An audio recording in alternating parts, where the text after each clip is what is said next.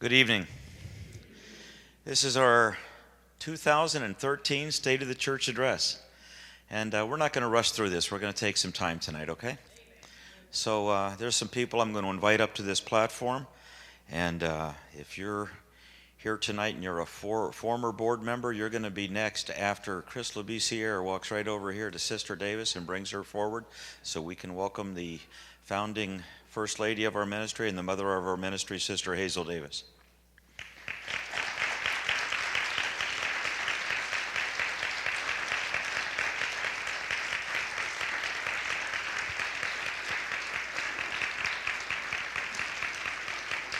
I will be in trouble later, so you can pray for me starting now. I'm going to ask Sister Davis to say hello, and she doesn't like to do this, but I think it's important that we honor her and hear from her now. It's wonderful to be here, and it's good to see all of you. And this is a very important time for the church, the State of the Church Address. And we'll get all the lowdowns and the good things that happened over the year of 2012.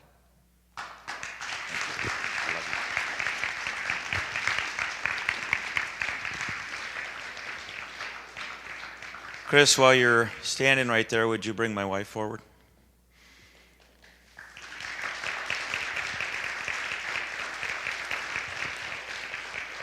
Debbie Paine. It's so exciting to hear of all the wonderful things that happened in 2012, but I'm really more excited about the vision of where God has given to Pete as the leader of our ministry, that we're going in 2013. I believe with all of my heart that we are becoming the largest Jesus name ministry in the world. And it doesn't happen overnight. It's a process. And I am so thankful to be part of the foundation and part of the process. God bless you all. Pastor Thomas, would you please escort your wife forward? He didn't know that was coming, and neither did she, so it's probably not going to be easy for them to find each other on a moment's notice. But here they come.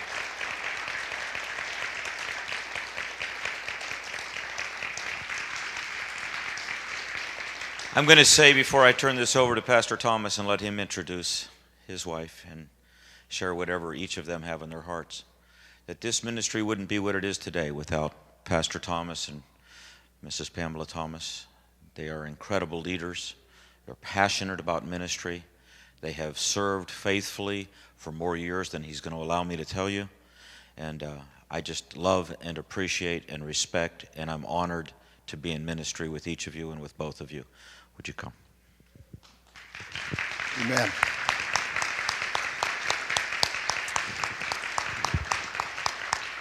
Well, we've come a long way, and as Pastor Paine will say, this is, we're starting 40 years of ministry as an international ministry, and we've come a long way. We can look back at so many different milestones.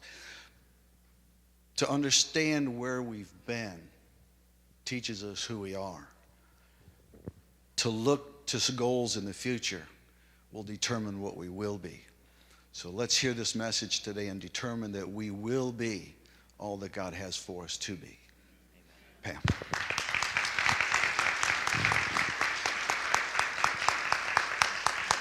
I'm so very thankful for what all God has done for us as a ministry, and I look forward to all that He's going to do for us in the future. Thank you.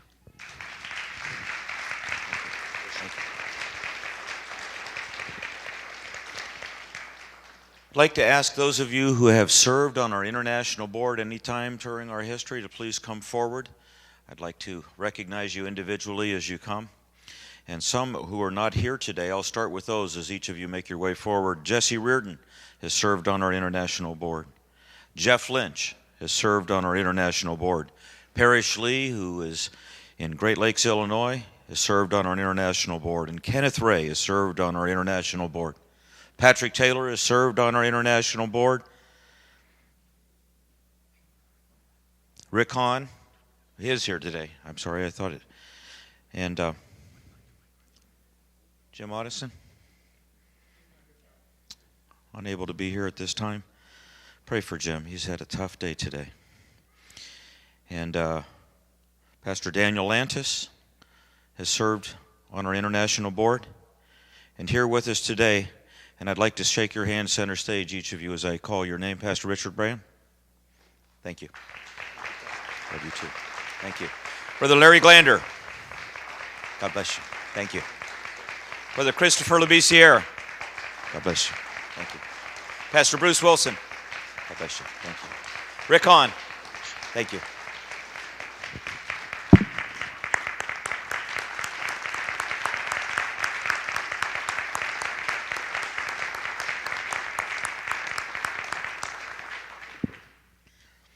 I'd like to thank our current board members and those, I think everyone is here today. Brother Rod Williams, would you come? Jay Honeymuller, Pastor Taylor, Pastor Elise, Pastor Thomas, and I'm currently the president of the International Board.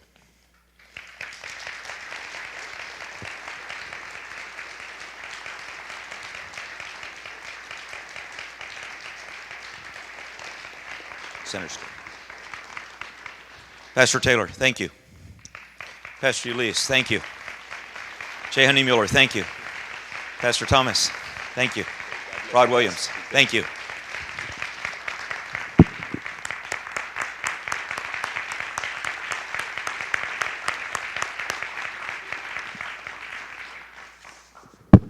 I know because I have a privilege to be a part of that group. It's a great responsibility, and I'm humbled and honored to be among these men that have served. Well, it's 40 years ago that this ministry started, and a lot's happened in the last year. And if the Lord tarries, a lot will happen in the next year, and the year after, and the year after that. Amen? A year ago, Pastor Thomas retired. He continues to recover and be strong, as you saw him here a few moments ago. And we have honored the direction of the doctors that Pastor Thomas needs to be in a stress-free environment. And he has served faithfully as the Associate General Pastor of our international ministry, as the Senior Pastor of this congregation, and in so many other roles throughout the years. And he's had lots and lots and lots of stress for lots and lots and lots of years. And I made a little joke about it earlier, but the reality is that Pastor Thomas is 62 years old. And he's a little more than a year away from his surgery to remove his thyroid and the cancer that was associated with that, and his heart attacks that followed that. And so he continues to recover. And for anybody that knows Pastor Thomas, it's probably the hardest thing for him to do, not to be as active as he has been throughout his entire adult life in this ministry. But I hope that you will continue every chance you get to let Pastor Thomas know how thankful you are for his leadership, his service, his continued example, and the blessing he is to everyone that's ever been in this ministry.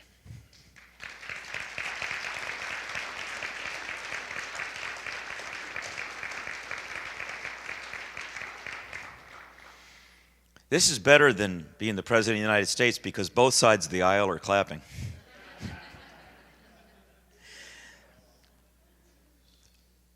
We've had some recent changes on our international board. Jesse Reardon has moved back to Great Lakes. It wasn't out of protest. It's just the way the situation worked for he and his family. And so Jesse has left our international board. He has fulfilled the role faithfully as our secretary for our international board. And Rod Williams has been doing that role as secretary. I'm going to talk a little bit more about Rod later and tell you why he's not going to do that any longer than he has to, because we got something else for him to do already. So Rod Williams will go down in history perhaps as our shortest secretary on our international board, because he has less than 3 months in that position. And so Larry Glander is no longer doing his role on our international board, and Larry's here, and we wish him well and continue to love and appreciate Larry Glander. And Pastor Bruce Wilson has also stepped down as our Director of International Ministries, and we thank you for your years of service and your continued love for this ministry and service. Let's thank Pastor Bruce Wilson, Larry Glander, and Jesse Reardon.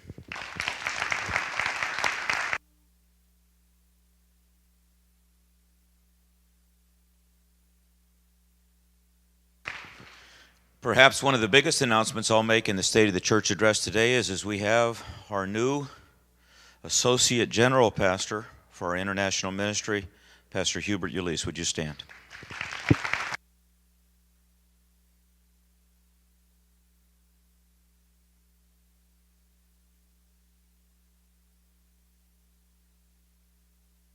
Pastor Ulisse continues to be our bishop for Haiti, and our in accepting the role of a associate general pastor and vice president of our international board, he increases his responsibilities, and I appreciate his servant's heart. And in case anybody is questioning or wondering, does that mean that he is, should I die, the guy that takes over? The answer is yes. Sorry, Lillian. So I'm going to come back and talk about Rod Williams a little bit more, and say that we have a new position, and that is Director of Military Ministries. And Rod Williams is a retired chief, has accepted that position, and is now responsible for all of our fellowships, military and family fellowships around the world. Rod Williams, would you please stand? Thank you for accepting that position.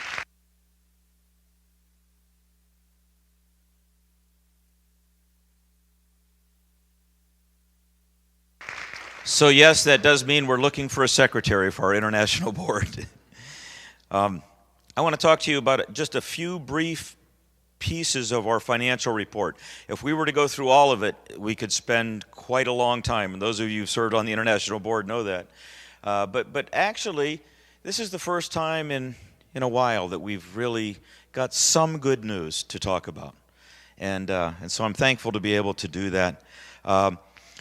We, at this time last year, were talking about seeking financing for this building. It's happened. When we moved into this building, the Boys and Girls Club was the seller/banker, and they extended our terms so that we could continue to pay them until we got financing secured. For any of you who understand the financial market these days, it's hard to get a commercial loan for over $1 million. It's even harder for 501c3s to do it, and that's exactly what happened this last year. So I'm very thankful. We did it through a bond program, which is a multi-piece event, and I would like to thank our financial team for leading us through all the process of these last 5 years, which led to this. I want to talk a little bit more about it in a minute, but I'd like to ask everyone here who's part of our financial team that was led by Pastor Daniel Philip Lantis as our CFO up until just this last month to please stand. We'd like to thank you.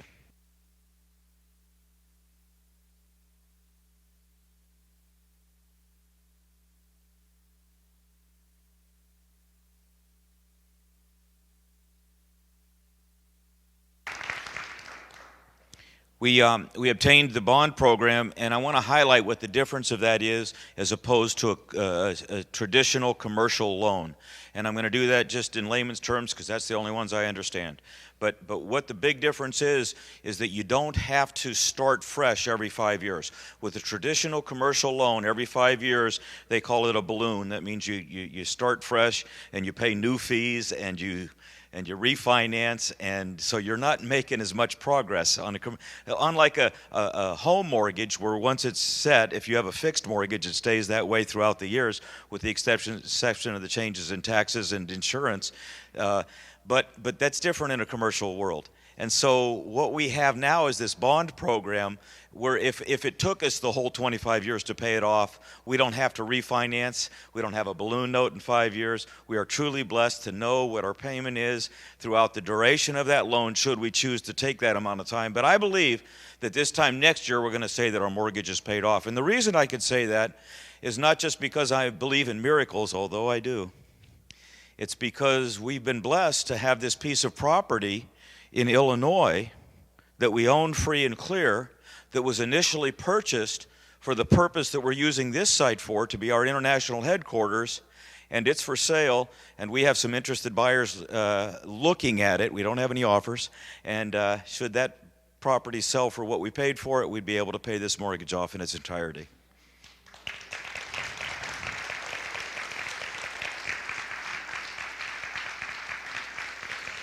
Another piece of good news is that on the financial issues is that our property tax exemption that goes all the way back to 2009, has been approved by the city, retroactive of our occupancy here. So that issue is resolved, and we are truly grateful to the city for ruling in our favor on that.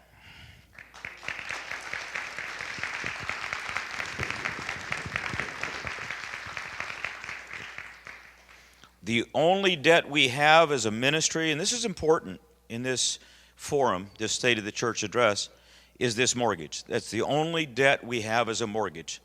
And that's big. That's enormous.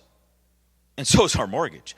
But like I said, we're blessed to have a piece of property that's close to, if not exactly equal to, the value, what's owed on the mortgage. So hopefully one will cancel the other soon, and that's currently at $1.14250 million. So $1.1 million, and we look forward to having that cleared this time next year. Who will agree with me that we're just going to trust God to have that dealt with and gone by this time next year? Boom.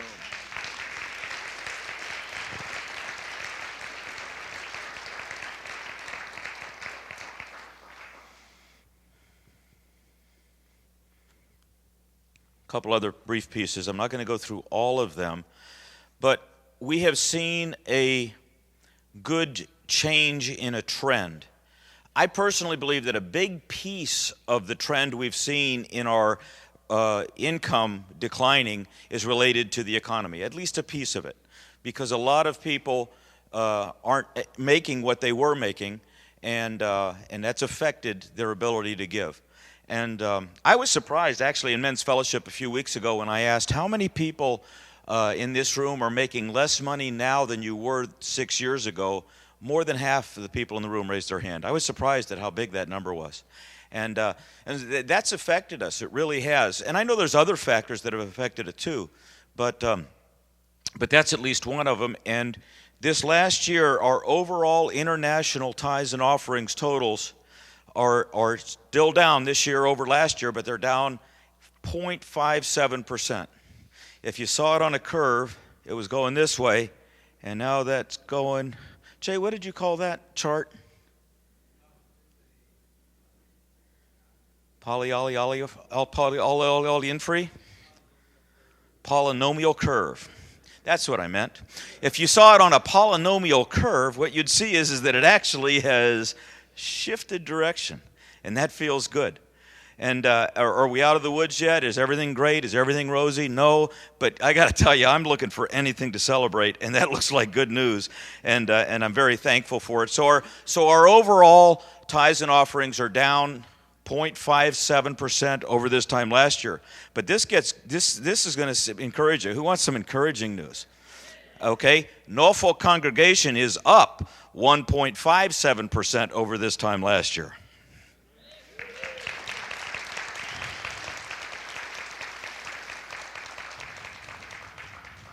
Our Norfolk Military Fellowship is down.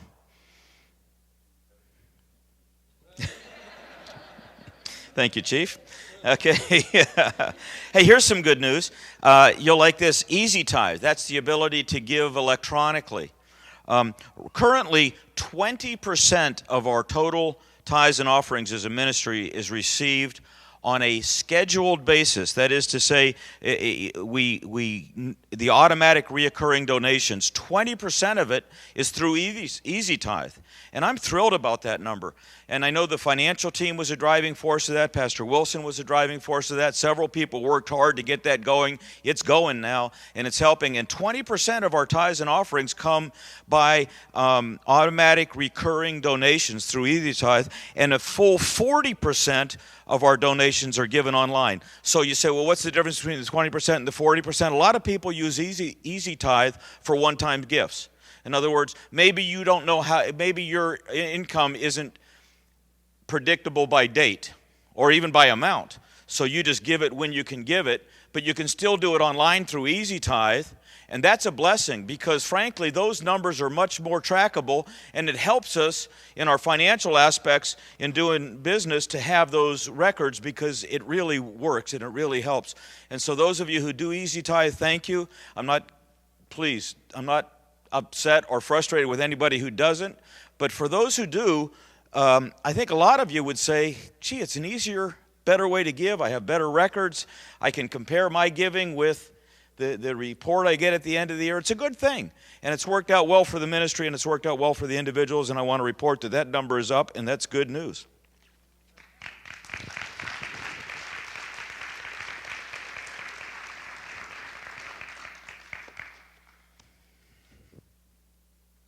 As of the first of the year, because of our commitment to fiscal responsibility, we have several leaders who stepped completely away from payroll. And that's Pastor Wilson, Pastor Lantis, and Pastor Taylor, and Pastor Richard Brandt. I think I'm going to say this piece now. I don't know. It might be in my notes later, and I'll have to correct myself or stumble over it when I get to it. But I just want to say it because I've used the title pastor a few times now for two men. One is Richard Brand, who's here today. Would you please come forward and stand? I know you're already standing, but would you come forward? Pastor Richard Brand has been part of this ministry for many years, and his passion is in the area of education. And I have asked him to accept the responsibility of the Advancing Education Program, and we know that he and his family are on their way to California. So I'm not asking him to pastor a congregation or to lead a group of people in California. That's not the pastor title. But as the leader in our education program, this is going to be a first to have someone with that big of a responsibility do it remotely. But we're confident it can work. And we'll be talking more about that in the weeks and months ahead. But that will be our continuing education, which we're calling Advancing Education Program, to help people get the certificates and the letters of accountability and responsibility as they go on to do ministry in other places, whether it's aboard ship or in foreign ports or in Navy commands around the world. And so we're going to continue to move that forward. And I thank you for accepting that responsibility, and I thank you for accepting the title that you held before, but now we're asking you to have it again. Pastor Richard Brand. Thank you.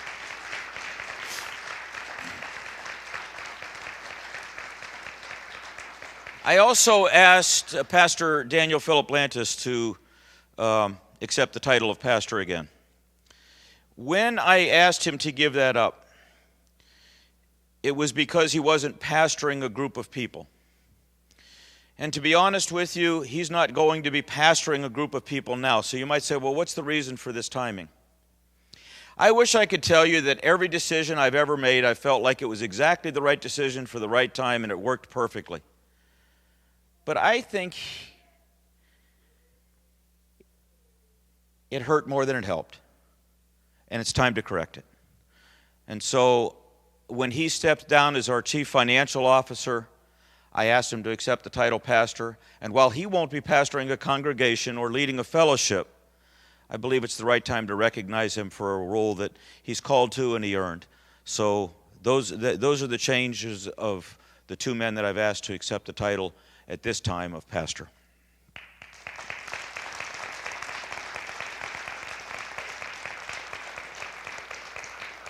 We had a successful international conference in 2012, and many of you were here and you enjoyed it, and I got good reports on that, and we're looking forward in 2014 to having our next conference. You say, well, this is our 40th year. Why don't we have it this year? Because we're recovering from this great conference we had in 2012, and I'm looking forward to planning it properly. And so we're going to, in 2014, we're going to have our next church conference right here at our world headquarters in Norfolk, Virginia. I'm looking forward to that being a great success, and then we'll celebrate our 40th anniversary. Well, I'd like to talk to you about community groups. We just bumped over our first anniversary with that, and it's going good. I'm thankful. We currently have 12 active groups that are meeting in community groups, and an average of 185 in weekly attendance at community groups. So if you look at it in that context, it's been a success in terms of attendance, in terms of numbers for a midweek gathering. And I'm getting good praise reports on it. And the team that works with that is continuing to make it better and better and better all the time. I'd like to ask everyone that currently works with the community groups program to please stand, and we'd like to thank you for your service.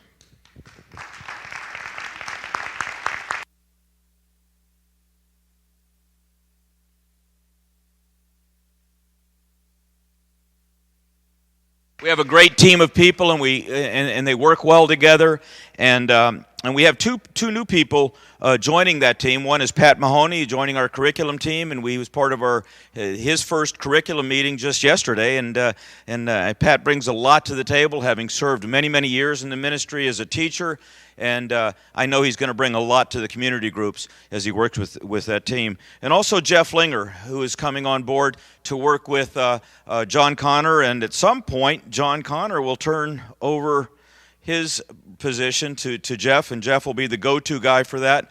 But I would like to, before I ask Pat and Jeff to stand, John, I'd like to ask you to stand, and we'd like to thank you for being the catalyst for getting this thing going and working as hard as you have.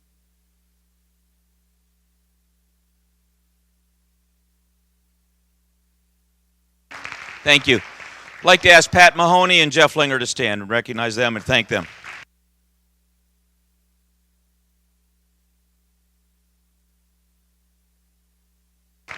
Thank you. Amen. We have a good group of people around the world that are working in our fellowships. The most recent addition to that team is in Jacksonville, Florida, and Pat Taylor and Cedric Christian, and now Ken Wood are doing a great job there in Jacksonville. How many of you, show of hands, how many of you have passed through Jacksonville since it's been a fellowship? How many of you have been blessed by it? Amen. I was there a few months ago for my first visit, and I had a blast, and I promised to come back. In fact, when it was snowing yesterday, I thought today might be a good day to go back to Jacksonville, but then I remembered we're supposed to do this today, so here I am. But when you get to Jacksonville, have them take you to Metro Diner. And they're doing a great job there in Jacksonville, and that continues to grow and be strong. The Great Lakes Fellowship is doing great. And Brother Kenneth Ray has stepped aside from his position as fellowship leader there. And when he took that position 5 years ago, wow, time flies. 5 years ago, he said, please, I don't want to do this for more than 5 years. He reminded me of that a few months ago. And so we've asked Parrish Lee and Andy Giebler to head up and coordinate the responsibilities for worship and support, and they're doing that now. And also for Brother Ed Kretzer to step up and be the military fellowship leader, being mentored by Brother Kenneth Ray and working directly with our Director of Military Ministries, Brother Rod Williams. So those men have stepped up and they're taking responsibility there, and that's an announcement we made there 2 weeks ago when I visited Great Lakes.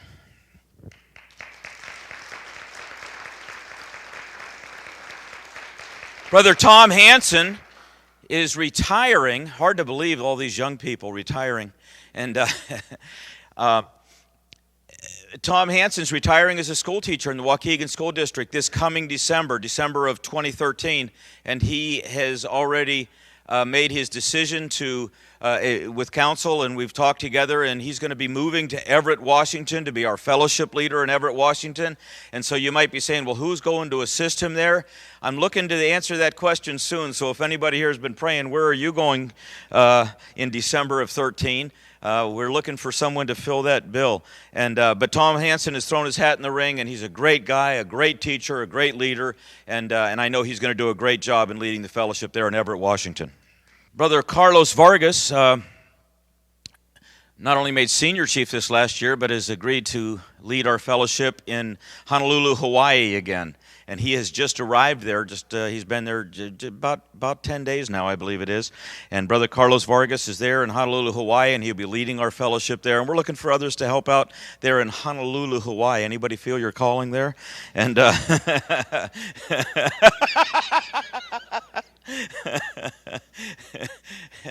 Brother Eric Turner, your wife was up here clapping. I don't know. Okay, so and in Yokosuka, Japan, Nelson and Regina Jones are doing a great job there, and we thank them for their willingness to step up. Quite young in the faith, but that's a great credit to the training they received and the preparation they received, and they're doing a great job in Yokosuka, Japan.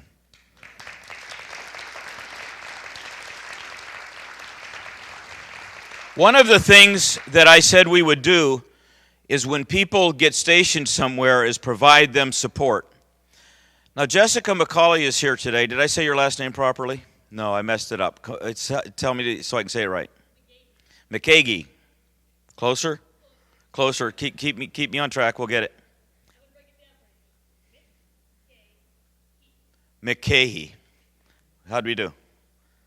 McKahey. Jessica, she's going to say her last name for us. McCahey? McGahey. Oh, that's better. Got baptized at Great Lakes. Got stationed at Dahlgren. And we visited her there, and she visited us here. And now she's stationed in Norfolk, Virginia. Here's the commitment that I said we would make to any sailors in our ministry, men or women, and their families, is if they get stationed somewhere where we don't have support, we will find a way to provide support. It's a big commitment because the Navy sends people to all kinds of places. But that's our mission, and that's who we are, and that's what we do. And Jessica, if she forgives me for butchering her last name long enough, is going to continue to be a great part of this fellowship, this congregation, at our world headquarters here in Norfolk, Virginia. Wherever she goes in the world, as long as she's in the Navy, we're going to provide support. Which brings me to the fact that soon the USS Donald Cook, with our brother Kyle Harmon aboard, is going to be home ported in Rota, Spain. It's scheduled to be there in January of 2014. And here's our goal. We're gonna have a presence there. I'm told that Brother Christopher Labisiere will be in charge of that part of the world by then, and so we're looking forward to seeing them work together and also providing support for the USS Donald Cook in Rota, Spain, and for all the men and women in the United States Navy that pass through our part of the world. Isn't that awesome?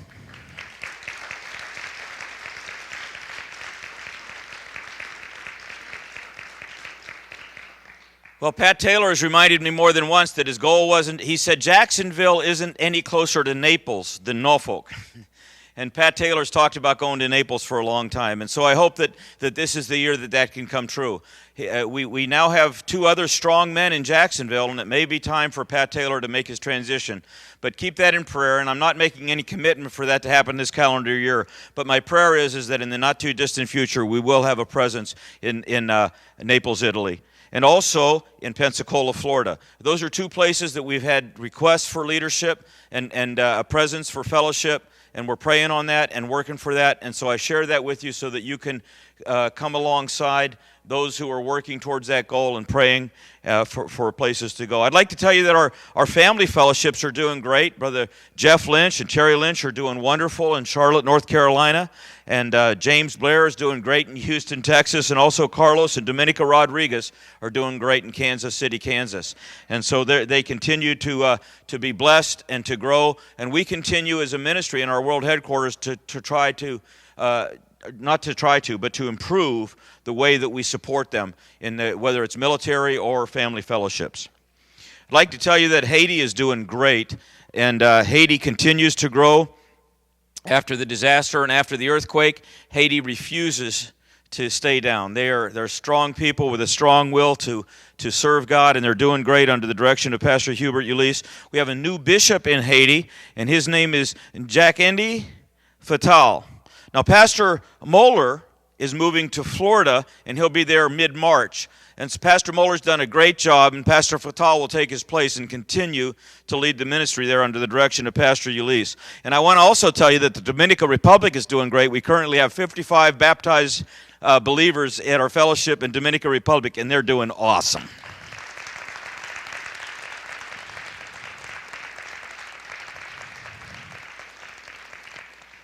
And while we haven't supported Sri Lanka financially for a few years, we continue to provide them administrative support, including credentials for ordination. And they're staying connected and communicating, and they're doing well, and the ministry in Sri Lanka continues to grow, and we're thankful for that.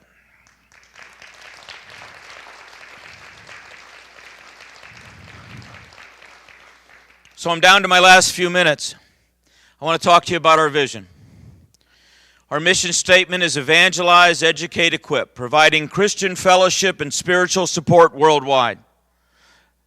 And I believe that we've been getting better and better at that. And I thank each and every one of you here in Norfolk or around the world that have been a part of that. I'm thankful for what you've done to make that dream a reality. And when I tell people about Christian fellowship, I often like to say, we believe that when we are doing exactly what we're called to do as a ministry, you will be able to find Christian fellowship if you're a part of the United States Navy or a dependent of a member of the United States Navy, anywhere you go in the world. And someone asked me if we had a motto, and I said, well, let's see if we can make one up right now together. We want it to be as easy to find Christian fellowship in a foreign port as it is to find a tavern. And they said, maybe you want to work on that, Pastor. I said, okay, I'll work on it. But do you get the point? You get the point that what we're saying is when men and women in the United States Navy pull into a foreign port, they don't have to seek us out. We're seeking them out. And we can work together seamlessly here and abroad, wherever the United States Navy has a presence.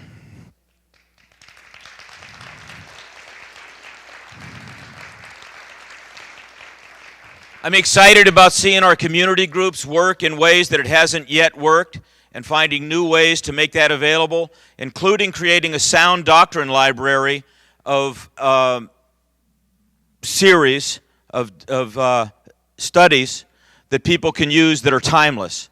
So they're not tied to any particular setting of weeks. But I also want to see us have a community group series that is portable, so that when men and women go on deployment, whatever the amount of time they're going to be away, they can take that number of studies with them, and they can stay connected, and they continue to work towards a closer, better relationship with Jesus Christ, and we want to make those tools available. And we realize that those formats will need tweaked and adjusted to do that. But I really believe that it's something that we can provide for those who are not blessed to be able to come regularly here and have the fellowship and the worship that we have. And many of you in this room have been around the world. And I've often thought of what Pastor Thomas said when he came home from Vietnam and there was no one on the pier to greet him. And Pastor Thomas made a promise that that would never happen to any sailor while he was pastor at Christian Fellowship. And we not only want that to be true at home, but we want it to be true around the world. And we're going to get better and better and better at doing that.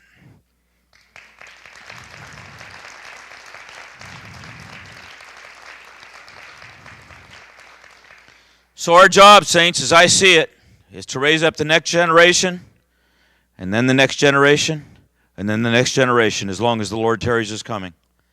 I stand before you today. I'm 58 years old. I don't know how many more years I've got to serve in this capacity. I hope it's a lot. I hope I have a lot of years of useful service in me. But the reality is that if the Lord tarries his coming, we need a lot of people to step up and take responsibility. So here's what I'll leave you with. There's work to be done, and the fields are white to harvest, and the laborers are few. Our theme for this year is all in, all the time. And if you haven't found the exact place in ministry that you feel connected, that you know that you're doing exactly what it is that God has for you to do, I'm inviting you to pray hard and pray fast, because the fields are white to harvest and the laborers are few. I'm thankful for the privilege that I have to serve, and I'm looking for more effective ways every day to do what it is that God's called us to do. I thank you for being here today. And for those of you who are listening in and you're part of Christian Fellowship around the world and you're looking at this by way of CD or DVD or online or whatever other means are available, we're in this together. We love you. We thank you for your prayers, your support, your love. It's a two-way street. We've got to keep doing what we do. So I'm going to say our mission statement one more time, and then I'm going to close by inviting you to say with me, we are Christian Fellowship. Maybe you saw the movie, We Are Marshall. And they went through a tragedy. They went through a tough time. But when they decided it was time to come back and be strong, together they shouted, we are Marshall. It's a college in West Virginia. Maybe it's a university in West Virginia. If I missaid that, please forgive me. But it's a real place, and the movie that I saw is based on a true story.